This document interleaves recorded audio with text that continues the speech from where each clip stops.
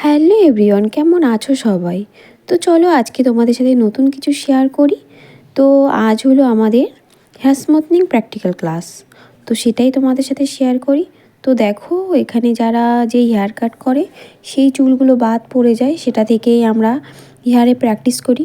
তো দেখো, smoothing cream লাগিয়ে 10 থেকে 15 মিনিট হেয়ারটাকে ছেড়ে দিয়েছিলাম। তারপর হেয়ারটাকে ওয়াশ করে নিয়েছিলাম।